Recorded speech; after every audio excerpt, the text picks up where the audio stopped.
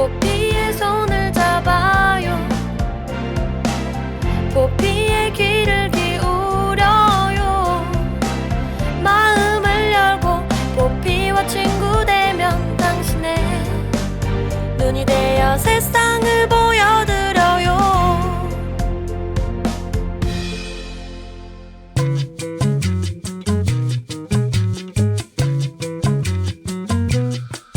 평소 톡이나 문자할 때 이모티콘 많이 쓰나요, 오키씨? 네, 그럼요. 때론 이모티콘 하나가 말보다 더 정확하게 마음을 전할 때도 있는데요. 그래서 말 뒤에 감정을 나타내는 이모티콘을 붙이기도 하고 가끔은 내 마음이 그래 라는 뜻으로 이모티콘만 덜렁 보내기도 하죠. 네, 옥디 같은 사람이 만나봅니다. 옥스퍼드 사전에서 매년 영어에서 주목할 만한 말 변화상을 뽑아서 보여주는 단어를 선정을 하는데 올해는 단어가 아닌 이모티콘이 선정이 됐습니다. 아, 그런가요? 수많은 단어를 제치고 기쁨의 눈물을 흘리는 이모티콘이 2015년에 단어로 뽑혔다고 하네요. 네, 이게 올해 사자성어처럼 이렇게 단어를 꼽나 봐요. 이 1000개가 넘는 이모티콘 가운데 가장 많이 사용됐다고 하는데 이모티콘 안에서가 아니라 우리 삶 자체가 너무 기뻐서 눈물이 나는 그런 날이 계속됐으면 합니다. 네, 12월 8일 화요일 당신의 삶에 작은 기쁨이 되길 바라며 내 손을 잡아요. 출발합니다.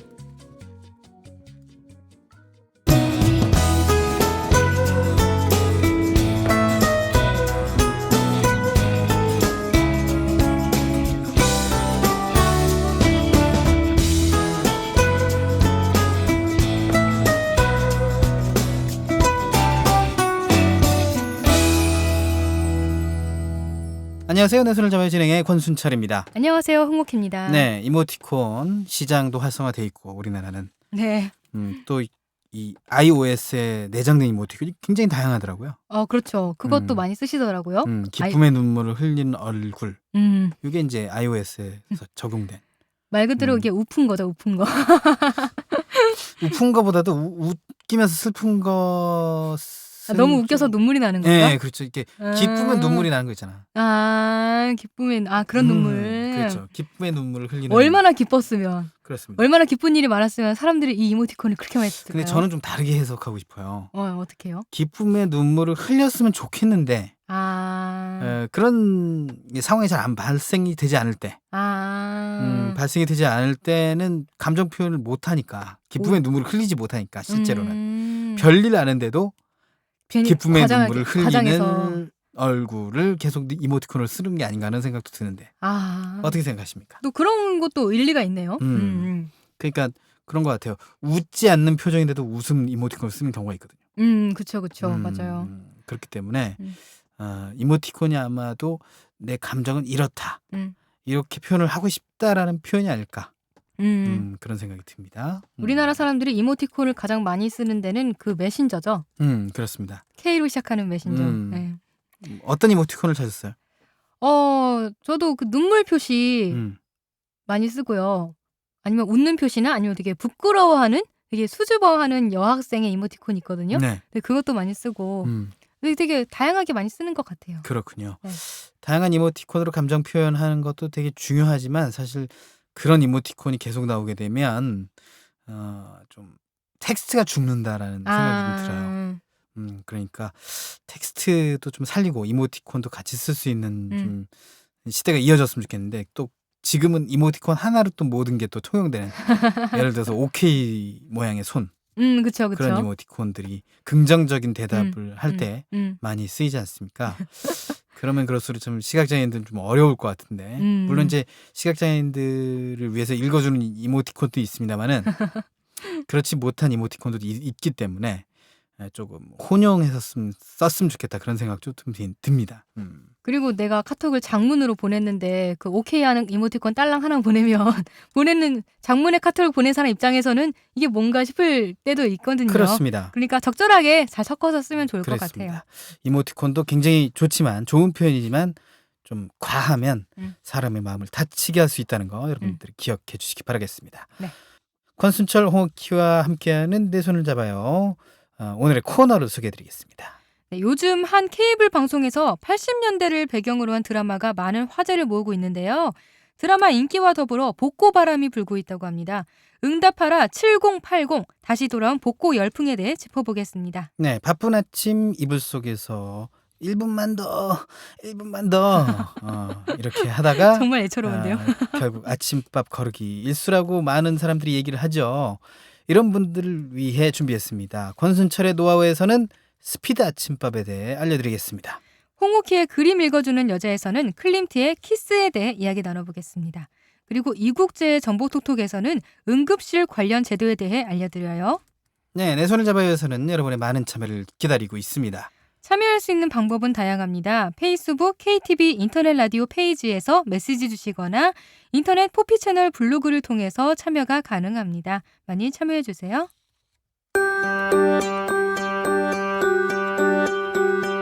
핀테크는 이미 시작되었습니다. 결제, 송금, 은행 업무 등 우리는 예전보다 간편하고 빠르게 사용하고 있습니다. 새로운 방식으로 예금, 보험, 펀드, 편리한 생활을 누리고 있죠.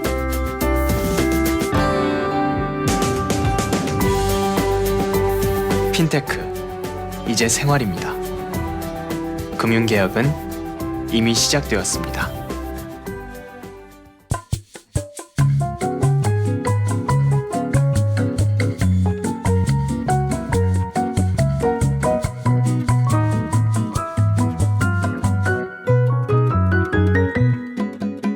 네, 내 손을 잡아요 함께하고 계십니다. 옥딜은 요즘 어떤 드라마 재밌게 봅니까? 요즘 저 보는 드라마 굉장히 많은데 다 월화 드라마는 육룡 어쩌고 하는 거, 수목 드라마는 문근영 씨가 나오는 그 스릴러 드라마 보고, 또 주말에는 옛날에 장보리 만들었던 작가가 쓴 내 딸 금 누구누구 이 드라마 보고 이렇게 월화수목 다 보네요. 스케줄이 주말까지. 꽉 찼군요. 네, 드라마 스케줄이 있는 거죠. 전 드라마 보는 게 별로 없는데.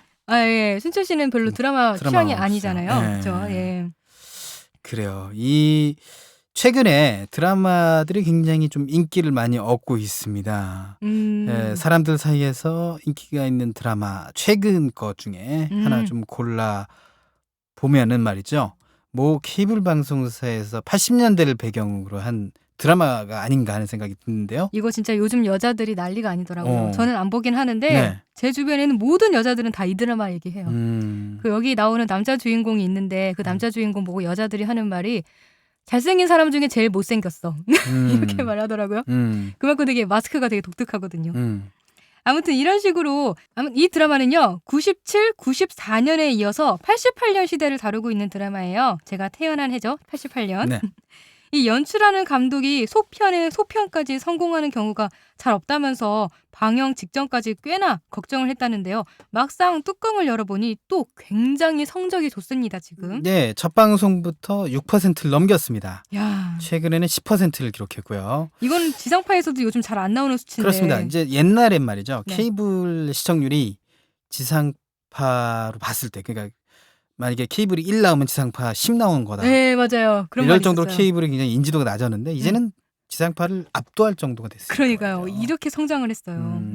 앞에 두 시리즈 97, 94가 사람들의 추억과 공감을 주면서 성공을 했지만 시대가 80년대까지 내려가면서 전작과 같은 반응이 나올까 우려됐던 점도 있다고 하는데 어떤 점이요?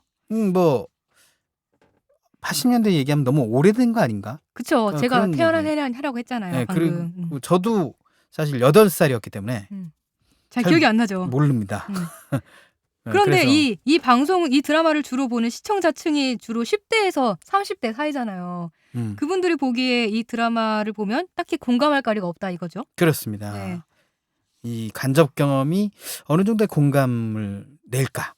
그런 거 많이 좀 우려가 됐었는데 인기가 있단 말이에요. 그죠? 네.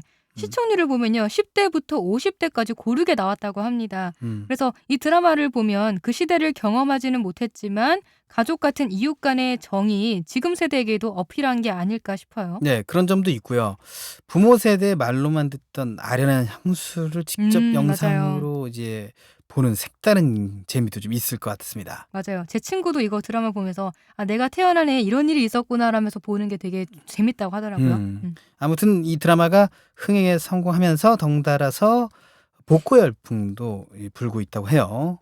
무엇보다 복고 열풍 하면 딱 생각나는 게 패션이죠. 네. 패션이 다시 80년대로 돌아간 것 같아요. 위는 청자켓, 아래는 청바지인 청청 패션. 옛날에는 패션 테러리스트라고 사람들이 그랬는데 요새는 다시 유행이 됐습니다. 그리고 또 한동안 사라졌던 나팔 바지. 요즘은 부츠컷 스타일의 바지라고도 하는데요. 이건 70년대에 유행했던 스타일이었죠. 네. 이 맨투맨으로 불리는 스위트 셔츠 그리고 야구 모자 이런 것도 좀 인기가 있다고 하네요. 네. 몇 년 전부터 유행하던 스키니 바지도 사실 1980년대 유행했던 스타일인데 네. 그리고 여자들이 자주 입는 도트무늬나 꽃무늬 셔츠도 지금 상당히 인기입니다. 여기에 이 도트무늬나 꽃무늬 셔츠 원피스에 니트 하나 걸쳐 입으면 요즘같이 추운 날씨에 딱이죠. 이러니까 엄마 옷장을 뒤지면 최신 유행템이 나온다. 이런 우스갯소리가 괜히 나온 말이 아닌 것 같아요. 제 친구도 엄마 옷장을 열어봤더니 이런 보물단지가 없더라며. 무릎 아래까지 내려온 코트 같은 거 예전에 엄마가 입고 다녔던 옷인데 지금 아주 잘 입고 다닌다고 하더라고요. 네. 정작 엄마는 아까워서 버리지도 못하고 나중에 살 빼면 입어야지 하고 고이 모셔놨던 그 옷이 나중에 딸내미가 홀랑 입고 나가니까 굉장히 어이가 없었다라고 하더라고요. 네. 그래요. 자, 이 패션이 돌고 돈다는 얘기 있잖아요. 트렌드다 돈다는 얘기예요. 그러니까 이것을 요즘 몸소 느끼고 있는 분들이 좀 많은가 봅니다. 하지만 이 복고 패션은 자칫 잘못하거나 하면 이 촌스럽다는 평을 듣기도 해서 망설이는 분도 많은 것 같아요. 네, 그래서 복고 아이템을 활용한 스타일링의 핵심은 촌스럽지 않아야 한다는 건데요. 제가 몇 가지 팁을 알려드릴게요. 먼저 그레니 룩이라는 게 있습니다. 할머니라는 뜻의 그레니에서 비롯된 패션인데요. 말 그대로 좀 민속적인 느낌이 나는 에스닉 원피스나 와인색 블라우스, 그리고 손뜨개 니트, 벨벳 자켓같이 할머니 옷장에서 꺼낸 듯한 투박하면서도 포근한 아이템들입니다. 하지만 이런 토속적인 패턴과 넉넉한 실루엣의 원피스는요. 또 잘못 입으면 나이 들어 보이거나 말 그대로 그야말로 할머니 같아 보일 수가 있는데요. 네. 그래서 귀엽거나 우아한 느낌의 액세서리보다는 장식 술이 달린 팔찌나 목걸이를 같이 매치하는 게 좋고요. 또 넉넉한 실루엣의 롱 가디건이나 재킷에 부드러운 챙이 있는 번거지 모양의 버킷 햇, 이 모자를 더하면요. 보헤미안 스타일을 완성할 수가 있습니다. 그렇군요. 참 어려운 말입니다. 여자분들은 다 알아들으셨을 거예요. 그래요? 지금. 네. 네. 무슨 말인지 다 읽고 있습니다. 네. 전체적인 스타일이 부담스럽다면 포인트만 한두 개 주는 것도 좀 좋은 방법 아닐까요? 네, 그렇죠. 독특한 패턴이 있는 긴 치마는요. 단색의 니트와 매치하고요. 니트 비니와 진주 목걸이로 포인트를 주면요. 고풍스러운 느낌을 줄 수가 있습니다. 모적으로 좀 차시면 좋을 것 같습니다. 진주는 비싸니까요. 그렇죠. 요즘 유행하는 이 와이드 팬츠도 편하긴 하지만 이 통통한 사람들에게는 조금 위험한 아이템이라고 하죠. 그렇죠. 와이드 팬츠, 통통한 사람이 와이드 팬츠 입으면 더 통통해 보이겠죠? 좀 더 멋지게 연출할 수 있는 방법 없을까요?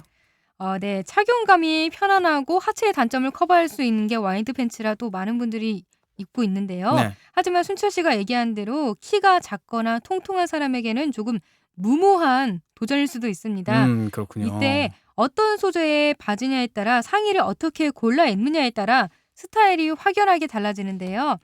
곽현주 컬렉션의 곽현주 디자이너 말에 따르면 통이 넓은 바지를 입을 때는 상의와 하의를 같은 톤의 색깔로 선택하는 게 좋고 특히 하의를 어두운 색으로 입으면 키가 커 보인다라고 했으면서 또 하체가 통통하다면 부드러운 소재의 팬츠를 입는 것이 좋다고 조언했습니다. 또 상의를 허리선이 드러나는 톱 형태로 입는 게 날씬해 보인다고 했네요. 네, 그렇군요. 이 패션은 저도 좀 궁금합니다. 위아래 모두 데님, 이 데님을 입는 청청 패션. 네, 그렇죠. 요거 좀 궁금하네요. 예, 이게 1% 차이로 촌티냐 네. 세련미냐 네, 이런 맞아요. 것들을 정말 아슬아슬하게 줄타는 패션이라고 하는데 그죠? 네. 자, 음. 본인이 좀 뭐 패셔니스트에 도전해보고 싶다. 음. 그러면 이 청청 패션에 도전해보면 되는데 음. 한 끗 차이로 결정이 납니다. 음. 그래서 제가 오늘은 패셔니스트가 되는 그 방법을 알려드릴게요. 먼저 상하이 모두 데님 소재로 매치하는 건요. 청청 패션을 성공하기가 가장 어렵지만요. 제대로 입었을 때 가장 스타일리시해 보이는 패션입니다. 청청 패션을 처음 시도하시는 분들은요. 채도나 명도가 다른 상의와 하의를 골라서 톤온톤으로 연출하는 게 좋습니다. 그러니까 톤온톤 기법은요. 아이스 블루부터 다크 블루까지 다양한 청색들을 상하이 다르게 매치하는 거예요. 네. 이때 하의는 조금 어두운 데님으로 입고요. 상의는 밝은 톤으로 매치하는 게 가장 기본적인 스타일입니다. 음흠. 데님 셔츠 안에는 흰색이나 검은색 같이 모노톤을 선택해야 깔끔하고요.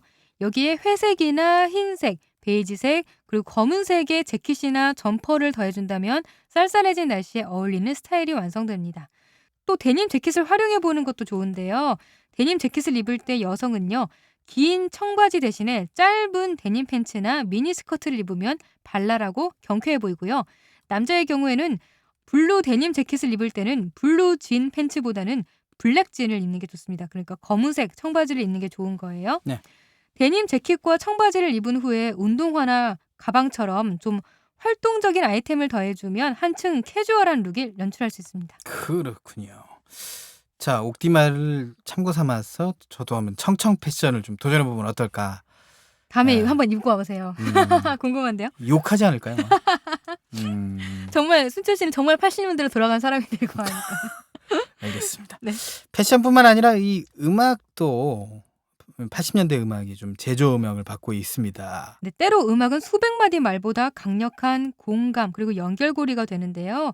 드라마에서도 음악이 발휘하는 힘이 상당합니다. 예. 드라마 배경인 1988년, 그러니까 88년도에는 88 서울올림픽이 성대하게 치러졌고요. 네. 정치권에서는 5공화국 청문회, 그리고 사회적으로는 유전무죄, 무전유죄라는 말을 한 지강원이 탈주 인질을 이게 이때였군요. 벌였고요. 방송가에서는 MBC 뉴스데스크의 내규의 도청장치 이게 이때였군요. 소동, 이 굵직한 사건들이 많았습니다. 내규의 도청장치가 들어있습니다. 네.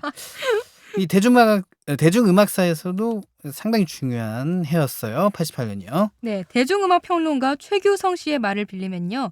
이전까지 외국 문화가 우월하다는 사대주의 탓에 라디오 점유율이나 음반 가격에서 팝송이 가요보다 우세했다. 그러나 국제적인 행사를 치른 이때부터 외국 문화에 대한 콤플렉스에서 벗어나 가요가 약진하는 분기점이 됐다고 설명했습니다. 네, 민주화 바람과 맞물려서 이전 권위주의 정권과의 충돌과 규제에서 벗어나서요.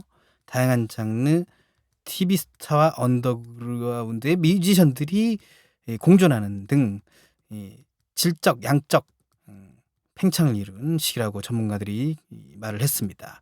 이 당시 유행했던 곡들이 궁금하시죠? 그죠? 네. 많이 궁금하시죠? 네. 어떤 곡들이 있을까요? 네, 당시 유일한 가요 순위 프로그램이 있었어요. 추억의 가요 톱10입니다. 이거 본 기억나세요? 네, 전 가요 톱10 세대죠. 네, 저도 가요 톱10 초등학교 때까지는 본 것 같은데. 가요 저학년 때까지. 톱10이 다른 방송 프로그램으로 바뀐 게 아마 99년일 거예요. 무슨 뱅크. 네, 그래서 저도 본 기억이 있는 것 같아요. 가요 톱10을.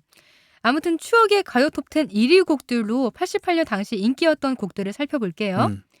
1988년 1월 첫째 주 주인공은 사랑하기에를 부른 이정석이었어요. 사랑하기에 떠나신다는 뭐 그런 아, 그러네.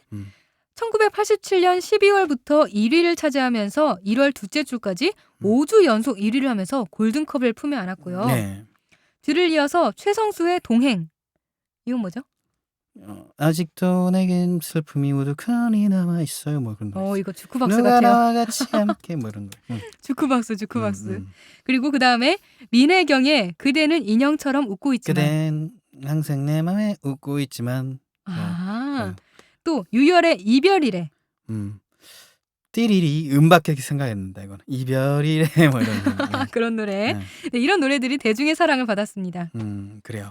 지금도 이 많은 여성들의 애창곡으로 사랑받는 이선희의 나 항상 그대를 이 또한 이 88년도 노래입니다. 이거는 리메이크가 됐기 때문에 음. 많은 분들이 지금은 아실 것 같아요. 자, 88년도 5월 둘째 주부터 6월 둘째 주까지는 5주 연속 1위를 차지하는데요. 이선희가 물러나자 전영록의 전영놀. 전영놀? 이건 뭐죠?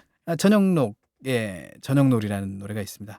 이 세상 모든 뭐 행복이 나의 마음속에서 뭐 이런 노래가 있어요. 언제까지나 뭐 이런 노래. 네. 성시경 씨가 리메이크를 해서 또 그랬었나요?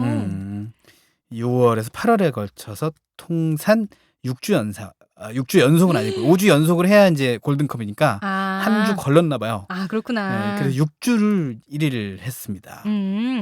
또 8월부터는요. 서울올림픽 붐과 맞물리면서 정수라의 환희가 돌풍을 일으켰는데요. 어느 날 그대 내 곁으로 다가와. 이 노래. 싸이가 그러네요. 리메이크했습니다. 맞아요. 이 굉장히 오랫동안 인기를 끌었어요. 10월까지 쭉 이어졌는데요. 이 기세를 꺾은 게 그해 강변 가요제에서 대상을 차지한 이상은의 담다디였습니다. 담다디담 이거 완전히 히트였습니다. 진짜 어린 아이들부터 할머니까지 다 불렀어요. 10월까지의 그 기세를 꺾을 만하네요. 당시 이상은이 췄던 개다리 춤도 상당히 유행이었어요. 그 드라마에서 나왔다고 합니다. 개다리 춤 추는 장면이. 이 그 추억의 드라마에서요? 네. 그렇군요. 그래요. 이 마지막 한 달은 이치현과 번님들의 이제 집시 여인이 쭉 일을 차지했습니다. 그렇게 한 해가 딱 마무리된 거예요. 집시 여인 뭐 이런 노래죠. 집시 여인 이러면서 한 해가 마무리됐군요. 그렇습니다. 네, 하지만 88년 연말 시상식에서는요. 주현미가 신사동 그 사람으로 KBS 가요대상, 골든디스크 대상을 비롯해서 MBC 10대 가수상까지 휩쓸면서 한 해를 화려하게 장식했습니다. 음반을 제일 많이 팔았다는 거예요. 네, 그러니까 그러게요. 이런 영예를 누릴 수 있었습니다. 네, 시상식의 끝판왕은 주현미 씨였네요. 그렇습니다. 눈물의 여왕이라는 별명도 생겼었어요. 시상식에서 계속 울어가지고. 눈물 날만 하죠, 진짜. 88년도에는 이러한 곡들이 사랑받았지만 드라마에는 보다 많은 80년대 가수들이 등장하면서 시대감도 높이고 향수도 불러일으킨 것 같습니다. 네, 그렇습니다. 이문세 소녀를 비롯해서요. 오혁이 리메이크했죠. 네네. 오혁 밴드가 리메이크했죠, 최근에. 유재하의 우리들의 사랑, 송골매의 어쩌다 마주친 그대. 요거는 이제 70년대 후반 80년대 초에 나왔던 음악인데. 그리고 박남정의 사랑의 불시착. 네. 김한선의 리듬 속의 그 춤을 장녀 이게 이렇게 해서 장면 곳곳에 이게 드라마에 나왔다는 얘기예요. 그죠? 네, 네. 이렇게 깨알같이 음악들이 나오면서 이 시기 학창 시절을 보낸 지금의 40대들이 당시 가수에 대한 추억담이 쏟아지고 있습니다. 네, 당시 식품들도 다시 인기입니다. 쫄쫄이, 아폴로, 쫀디기 같은 불량식품이랑 뻥튀기, 강냉이도 많은 사람들이 찾고 있다는데요. 이런 복고가 사랑받는 이유 뭐라고 생각하세요? 보통 불황인 복고가 통한다는 속설이 있잖아요. 이런 부분도 있지만 지금 유행하는 복고가 80년, 90년대예요. 완전 옛날은 아닌 거예요. 그러니까. 그렇죠. 80년대, 90년대 청춘을 보낸 세대가 지금 30, 40 세대. 딱 경제활동의 주축이 되는 세대예요. 그렇죠. 하지만 한편으로는 3포 세대, 5포 세대 모든 걸 포기한다는 얘기 아닙니까? 네. 이 그런 세대라고 할 정도로 힘든 세대가 또 30, 40 세대입니다. 이 사람들이 과거를 통해 힘든 현실을 조금이나마 위로받고 싶은 그런 마음이 마케팅과 맞물려서 복고 트렌드 열기를 지피고 있는 건 아닌가 그런 생각이 드네요. 네, 복고 열풍이 분명 고도의 마케팅 수단일 수도 있지만 누군가에게는 아련한 추억을 끄집어내고 정을 되살리고 또 다른 누군가에게는 기회가 된다는 점에서 분명 의미가 있다는 생각이 듭니다. 어쨌든 복고 열풍, 마케팅을 해도 그게 꼭 나쁘지만은 않은 것 같죠? 누군가에게 추억이 되고 위로가 될 수 있다면 말이죠. 17년 만에 노사정 대타협이 이루어졌습니다. 하지만 일자리를 찾는 많은 사람들이 대타협의 실천을 애타게 기다리고 있습니다. 그들의 일자리가 빈자리가 되지 않도록 반복되는 쪼개기 계약은 사라져야 합니다. 일하고 싶으면 2년 더 일자리가 보장되어야 합니다. 재취업의 기회가 확대되어야 합니다. 대한민국 모두가 원하는 일자리를 찾을 수 있도록 노동개혁 입법을 응원합니다.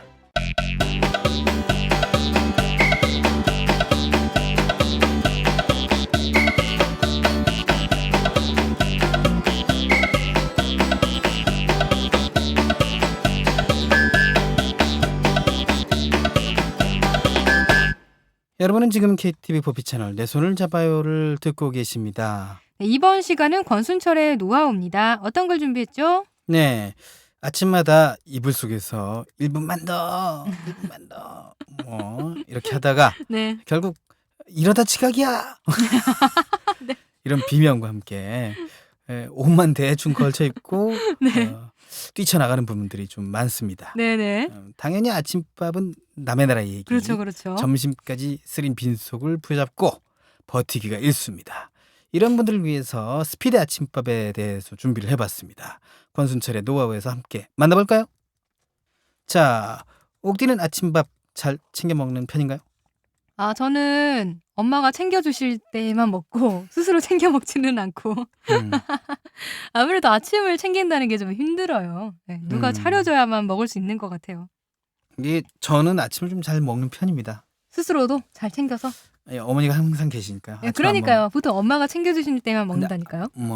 안 먹는 경우가 있고 먹는 경우도 있는데 어쨌든 이 대다수 현대인들이 아침밥이 건강에 좋다는 것을 알면서도 정작 한 입도 못 맞아요. 먹고 분주하게 집을 나서는 게 현실인데 음. 통계청에 따르면 19에서 29세 37.4%가 30에서 49세 24.5%가 아침밥을 거른다고 합니다.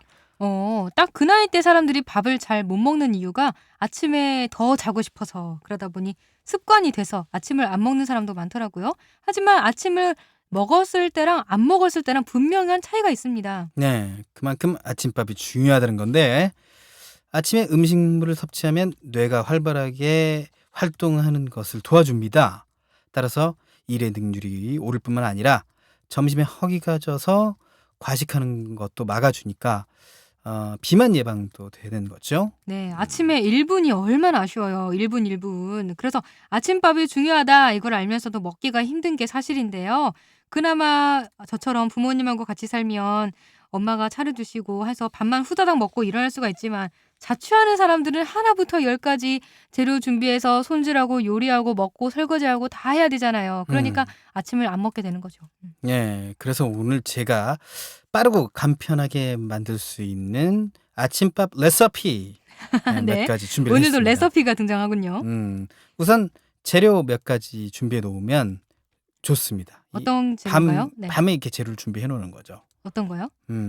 어떤 재료인가 하면 우선 즉석밥 아, 아니면 밥을 미리 해두는 거 네네. 추천합니다. 음. 이게 밥이 없을 때 요긴하게 쓸 수 있어요. 이게 밥이 즉석밥이나 이런 것들이 밥을 미리 해놓으면 좋은데 밥을 준비하지 못했을 땐 즉석밥이 좋다는 거예요. 네. 그리고 누룽지랑 평소 먹다 남은 인절미나 가래떡, 찹쌀떡도 냉동실에 얼려놓으면 빠르게 한 끼 음식으로 대신할 수가 있습니다. 그리고 또 뭐 미리 자주 쓰는 채소가 있다면 손질해서 냉장고에 넣어두는 것도 좋은 방법일 것 같고요. 그렇습니다. 깻잎이나 상추 같은 잎채소는 사오자마자 1회분씩 이렇게 키친타올에 말아서 보관을 하면 되고요. 감자나 단호박, 옥수수 이 찌는데 시간이 좀 많이 걸리는 채소들은 아예 쪄서 냉동 보관하면 편합니다. 육류나 생선, 빵도 1회분씩 나눠서 냉동 보관하면 사용할 때마다 편하고요. 주말처럼 시간이 많을 때 미리 해두면 아침이 편하다는 얘기죠. 하지만 또 이렇게 막상 만들어놔도 먹는 시간도 있잖아요. 또 네, 10분 차이라고 해도 이게 또 먹는 시간을 은근 무시할 수가 없더라고요. 네. 그럴 때 간편하게 한 번에 후루룩 마실 수 있는 그런 밥이면 좋겠죠. 네, 밥을 마시나요? 밥을 마시나요? 음, 순철 씨는 가능할 것 같은데 뭐 그런 요리가 있나요? 밥을 마신다? 그래요. 그런 요리가 있습니다. 이 정확하게는 밥이 아니라 단호박이나 밤, 고구마 같은 것 있죠. 아까 미리 쪄서 냉동 보관하면 좋다고 했는데 이럴 때 쓰는 거예요, 그게. 오. 미리 쪄놓은 단호박이나 고구마에 우유를 넣어서 믹서에 곱게 갈면 아. 나름 든든하게 배를 채우고 나갈 수가 있습니다. 네, 우유를 못 먹는 사람들도 있잖아요. 음. 두유를 대신 넣고 만들어도 좋을 것 같네요. 그렇습니다. 그럼요? 뭐 거기에 바나나 같은 과일이나 아몬드 같은 견과류까지 있으면 또 좋을 것 같고 그 방법도 믹서에 좋네요. 같이 갈면 더 맛이 오를 것 같아요. 좋아요. 그렇게 해 드셔도 될 것 같습니다. 채소를 찌고 얼리고 이것도 귀찮으면 말이죠. 마트에서 파는 그 연두부 있지 않습니까? 흔하죠. 연두부랑 미숫가루, 물을 적당한 비율로 섞어서 간 후에 꿀을 살짝 곁들여서 마시면 한 끼 식사로 손색이 없습니다. 이게 무슨 맛이 날까? 이건 궁금하네요. 무슨 맛일까? 이게? 깔아보세요. 네. 그리고 최근에는 시리얼로 아침을 맞아요. 해결하시는 분들이 꽤 늘었는데요. 시중에서 파는 시리얼은 첨가물이 들어간 것도 많거든요. 조금 번거롭더라도 직접 만들어 먹는 게 더 든든하고 건강에도 좋습니다. 시리얼을 만들어 먹는다고요? 네. 오, 어떻게 해요? 간단합니다. 현미랑 찰보리, 귀리, 음. 아몬드, 슬라이스 검은 콩 뭐 이렇게 준비를 해봅니다. 음. 해바라기 씨도 준비를 하고요. 이런 곡물들을 준비하고 네. 또 견과류도 준비를 했으니까 네. 이 잘 씻어가지고 체에 받쳐서 물기를 빼줍니다. 그 다음에 바닥이 두꺼운 팬에서 중약불 있지 않습니까? 네. 중약불로 노릇하게 볶거나 오븐팬에 넣고 190도에서 7, 8분 정도 구워주면 돼요. 그럼 끝이에요? 네, 끝. 여기서 근데 끝난 게 아니야. 근데 다시 뭐 해야 돼. 끝난 게 아니다. 네, 끝난 게 야구인가? 네, 여기서 끝내면 맛이 없어요. 여기서 끝나도 맛이 없기 때문에. 좋긴 좋은데 좀 맛이 밋밋할 수 있기 때문에 꿀이나 메이플 시럽 있지 않습니까? 그리고 올리브유를 좀 넣어가지고 네. 잘 섞은 다음에 다시 한번 팬에서 약불로 노릇하게 볶은 뒤에 식혀줍니다. 이렇게 서너 번을 반복을 한 다음에 말린 블루베리 그리고 크랜베리 뭐 건포도 이런 등 건 과일 같은 거 좀 넣어주면 한동안 든든하게 먹을 수 있습니다. 시리얼. 네, 다 좋아요. 좋은데 한국에는 또 밥심이라는 말이 있잖아요. 왠지 아침엔 밥을 먹어야 될 것 같은데 아침으로 빠르게 밥을 해결할 수 있는 방법은 없나요? 네, 제일 간단한 방법은 전날 끓여놨던 국이 남아 있으면요.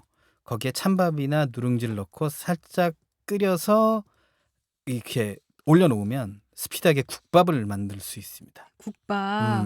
또 냉장고 속에 자투리 음식을 가지고도 만들 수 있는 방법은 없나요? 물론 있습니다.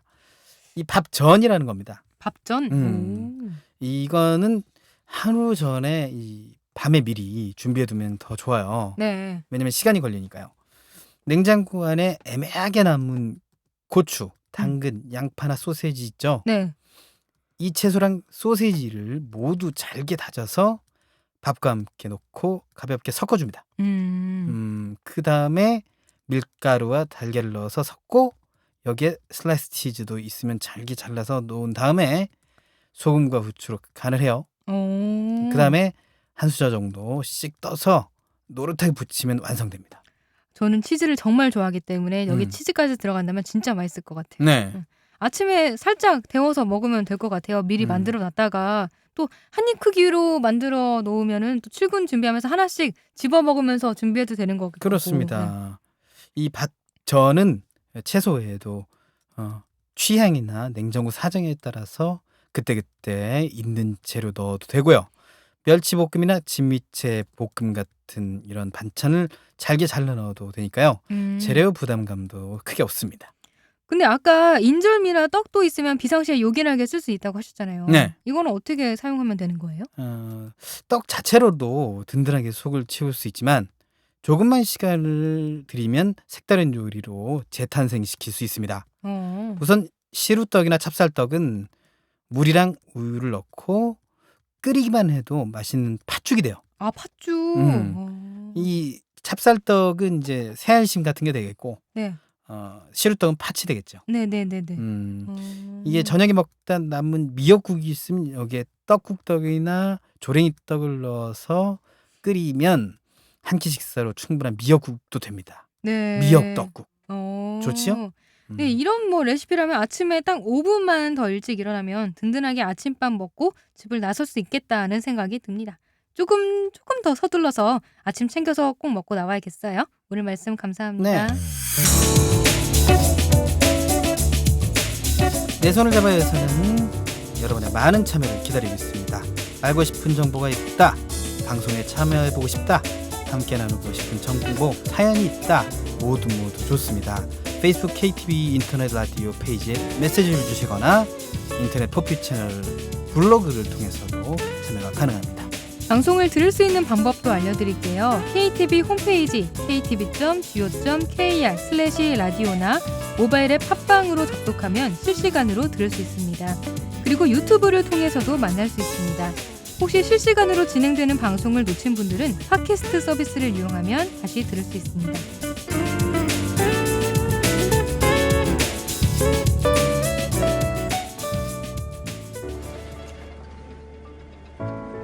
도대체 언제 할 거야? 이제 빨리 하고 보고 드리겠습니다. 아니, 퇴근 언제 할 거냐고? 근로시간이 줄어듭니다. 나 회사 관두게 됐어. 그럼 다음 달 생활비는? 실업급여 받으면서 천천히 찾아보자, 여보. 실업급여가 늘어납니다. 최 씨, 오늘이 마지막 출근이에요. 내일부터 정규직으로 출근해요. 정규직 전환이 쉬워집니다. 노동개혁으로 대한민국이 새 출근합니다.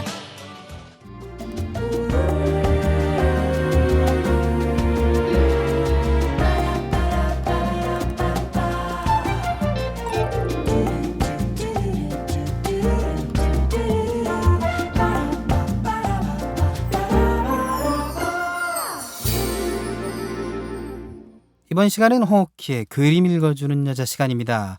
어떤 명화에 대해 이야기해 볼까요? 네, 오늘은 또 너무나도 유명한 그림이죠. 구스타프 클림트의 키스에 대해 살펴보겠습니다. 네.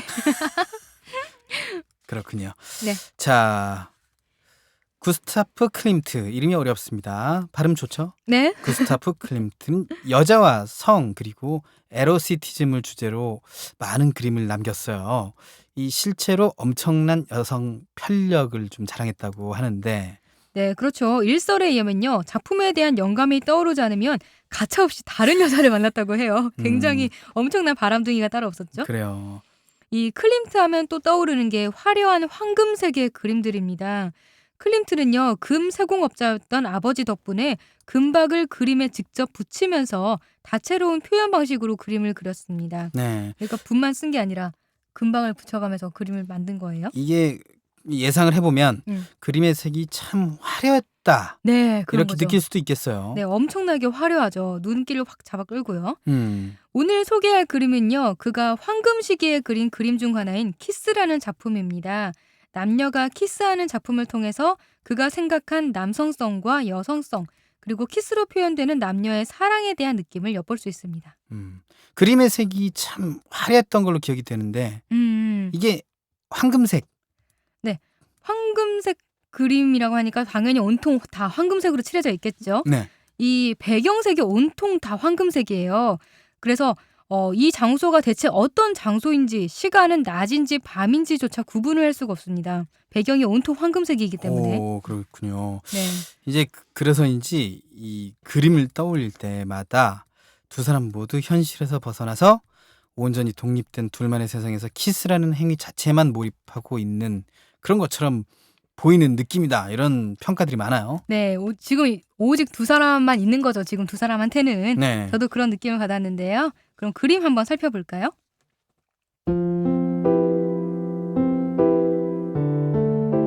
두 사람은 형형색색의 양귀비꽃이 활짝 핀 절벽의 끝에서 키스를 나누고 있습니다.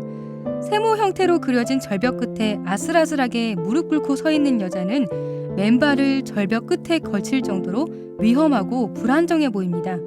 분명히 무릎 꿇고 있는 여자와는 다르게 남자의 몸은 불분명하게 처리했지만 아마도 서 있는 것처럼 보입니다. 때문에 남자는 고개를 완전히 숙여서 여자의 볼에 입맞춤하고 있습니다. 여자는 입술을 앙 다물고 두 눈을 감은 채 한쪽 볼만 남자에게 내어주면서 입맞춤을 받아들이고 있습니다. 남자의 검은 머리, 여자의 빨간 머리에는 모두 화관이 쓰여 있습니다. 그래서 두 사람의 행위가 더욱 성스러워 보입니다. 두 사람의 몸은 모두 황금색으로 뒤덮여 있습니다. 그런데 무릎 꿇은 여자의 몸에는 여러 가지 동그라미 무늬를 넣어서 여성성을 강조했고요. 남자의 몸은 여자의 몸을 완전히 감싸고 있으며 여러 개의 직사각형 무늬를 넣어 남성성과 거친 느낌을 가미했습니다. 여자의 몸을 완전히 감싼 채 기둥처럼 표현한 남자의 황금빛 몸은 마치 후광이 비치는 듯합니다. 남자의 두 손은 여자의 얼굴을 감싸고 있고 여자의 왼손은 남자의 손 위에, 여자의 오른손은 남자의 어깨를 끌어안으면서 남자의 뒷덜미에 있습니다. 그런데 여자의 양손은 자연스럽지 않고 모든 손가락을 잔뜩 구부리고 있어 어딘지 모르게 불편해 보입니다. 네, 사실 이 클림트는 나의 그림을 알고 싶으면 내 그림을 보라 이렇게 할 만큼 자기 그림에 대해 구구절절 설명하기를 싫었다고 들었어요. 네. 그래서 유독 클림트의 그림을 두고 전문가들은 그림 속 모델이 누구인가부터 해서 다양한 추측을 내놓고 있다는데요. 네, 사실 이 그림 속 모델에 대해 한 가지 전해지는 이야기가 있습니다. 네. 그렇게 여성 편력이 심했던 클림트가 운명처럼 자신의 이상형을 만난 거죠. 에밀리라는 여자였는데요.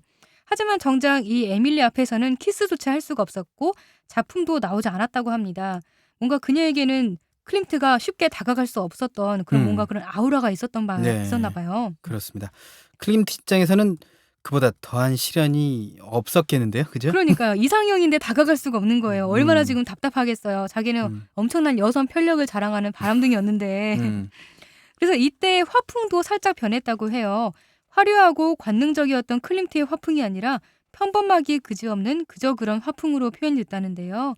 클림트가 아무리 노력을 해도 안 되고 에밀리도 잠자리는커녕 키스도 없으니까 클림트는 나에게 관심이 없구나라고 오해하기 시작합니다. 네. 그러다가 클림트가 실수 아닌 엄청난 실수를 해요. 어떤 실수인가요? 바로 클림트의 버릇이 나온 거죠. 에밀리 몰래 다른 여자를 만난 거예요. 아이러니하게 그러면서 클림트는 다시 그림에 대한 영감을 얻었고요. 특유의 관능적인 그림이 다시 나왔지만 얼마 뒤에 에밀리가 이 사실을 알아차리면서 배신감에 클림트를 떠나버리게 됩니다. 사실 제 입장에서 봤을 때도 클림트의 행동이 이해가 되는데. 네. 그런가요? 네, 왜냐면 키스조차 하지 못했다는데 연인 사이를 유지하기는 쉽지 않았겠죠. 네. 플라토닉한 사랑은이었는데. 글쎄요. 저는 그래요. 여기서 뭐 사랑을 논할 수 있는 시간은 없을 것 같고. 자, 클림트 입장에서도 상당히 상심이 컸겠는데요. 네, 에밀리가 떠난 후에 구스타프 클림트는 2년 동안 한 그림에만 몰두했다고 하는데요. 네. 그게 바로 지금 이야기한 키스입니다. 그래요.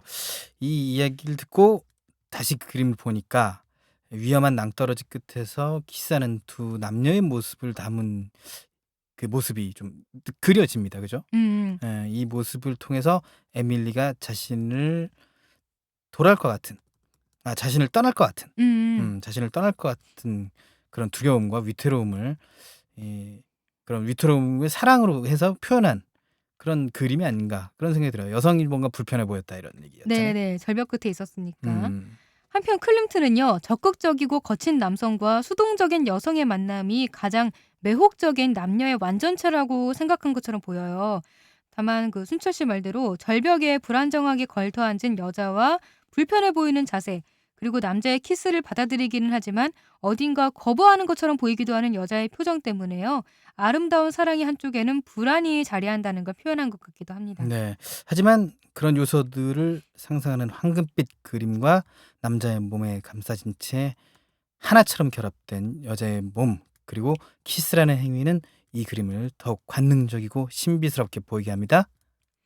네, 저의 홍옥희의 그림 읽어주는 여자, 오늘은 클림트의 키스에 대해 이야기 나눠봤습니다. 듣고 싶은 명화가 있다면 주저하지 말고 메시지 보내주세요. 페이스북 KTV 인터넷 라디오 페이지나 저희 포피 채널 블로그에 남겨주시면 됩니다. 창업자들을 위한 열린 공간입니다. 그래서 창업을 꿈꾸는 분들, 스타트업을 시작하시는 분들 그 사업이 잘 정착할 수 있도록 저희가 도와주는 이런 창업 지원 공간이고 저희가 이제 멘토링을 해드립니다. 그래서 이 사업이 시장에서 지속 성장 가능한지 저희가 가이드 해드리고 실전 창업 교육도 저희가 시켜드리고요. 또는 개발자 대회, 경진 대회, 투자자의 만남 이런 네트워킹 프로그램들을 저희가 가지고 여기 오시는 분들에게 굉장히 큰 에너지를 드리고 싶습니다. 꿈이 있으신 분들 드림엔트로 오십시오. 저희가 적극 지원해 드리겠습니다.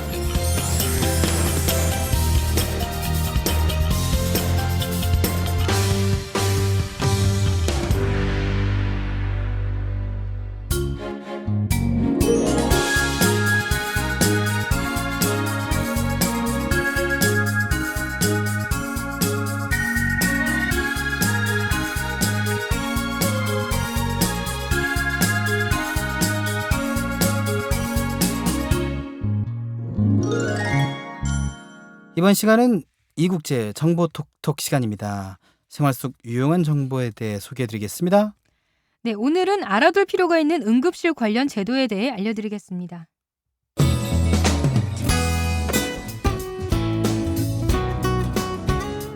이국제의 정보 톡톡.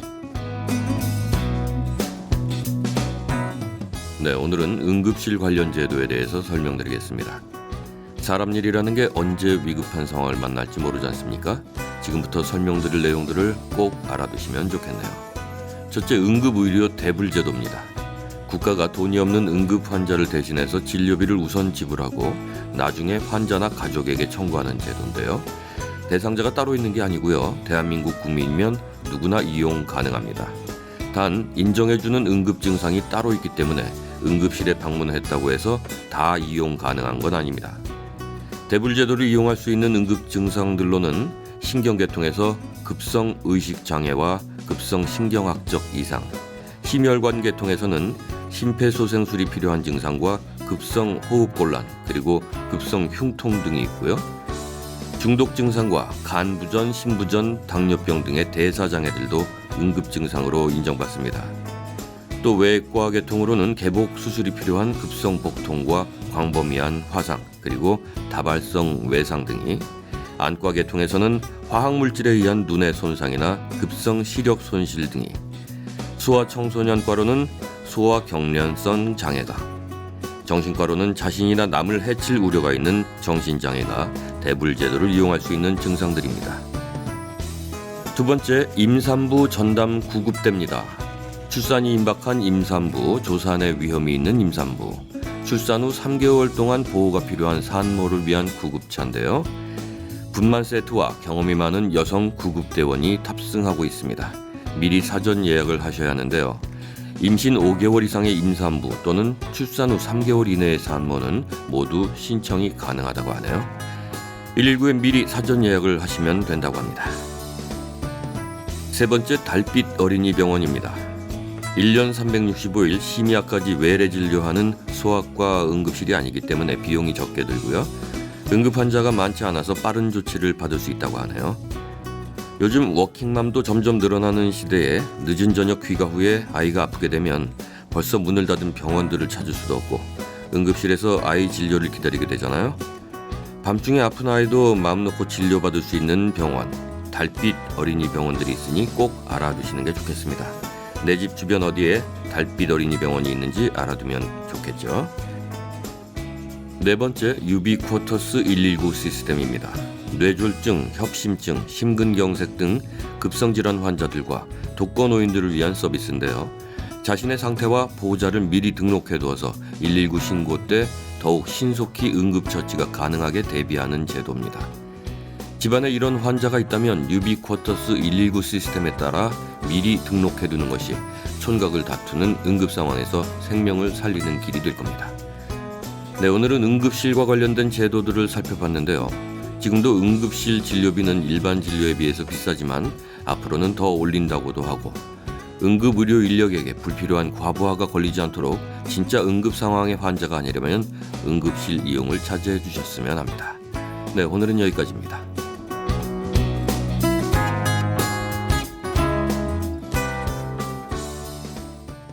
자, 응급실 얘기 들어봤습니다. 네. 이 막상 이런 상황이 벌어지면 정신이 없어가지고 우선 병원에 가기 급급한 분들이 많을 것 같은데 네. 이런 부분에 대해서 좀 미리 알고 있으면 좀 더 현명하게 대처할 수 있겠죠? 네. 그만큼 이 생명을 구할 수 있는 확률도 늘어나고요.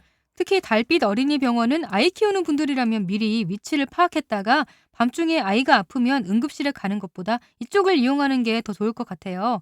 막상 응급실에 가도 다른 응급 환자에 밀려서 진료도 못 받고 대기하고 있는 아이들을 보면 굉장히 좀 마음이 아프잖아요. 예, 제가 응급실 경험이 있는데 그런 경우를 봤습니다. 아, 아이들이 기다리고 있는 경우. 네. 그게 순서가 뭐가 있는지 모르겠어. 그 전문의가 없어서 그런 건가? 아이들이 더 기다리더라고요. 아마 소아과 전문의가 없어서 그런 게 아닌가 하는 생각이 드는데 오키 씨는 응급실 경험 해본 적 있습니까? 아니요, 저는 한 번도 응급실을 경험해 본 적이 없어요. 야, 이런 상황, 그러니까 아이들이 기다리고 있는 상황, 아니면 급한 환자들이 기다리고 있는 상황이 이제 발생된 걸 좀 막기 위해서는 무엇보다 응급실은 정말 응급 상황에만 이용해야 한다는 것. 네. 그걸 잊지 말으셔야 될 것 같아요, 그죠? 네. 그 무엇보다 더 중요한 건 그 응급 상황을 만들지 말아야 된다. 역시 대비를 해야 된다. 아프지 말아야 된다. 그럼요. 그래도 아플 경우에 응급 처치를 받아야 되는데 이런 상황에 맞닥뜨렸을 때 정말 촌각을 다투는 사람이 도움을 받지 못해서 사망하는 일이 생기지 않도록 여러분들이 좀 응급실 예절도 좀 지켜주셨으면 좋겠습니다. 네. 이 너무 많이 안 아픈데 응급실 가면은 욕 먹어요. 그렇죠. 그러니까 여러분들이 또 이것도 양지를 좀 하시고 응급실 이용해 주셨으면 좋겠다는 생각도 들게 됩니다. 자, 12월 8일에 보내드렸던 내 손을 잡아요 화요일 순서였죠. 저희가 준비한 소식은 여기까지입니다. 저희는 내일 오후 1시에 찾아오겠습니다. 네, 지금까지 진행의 권순철, 홍옥희였습니다. 함께해 주신 여러분 고맙습니다.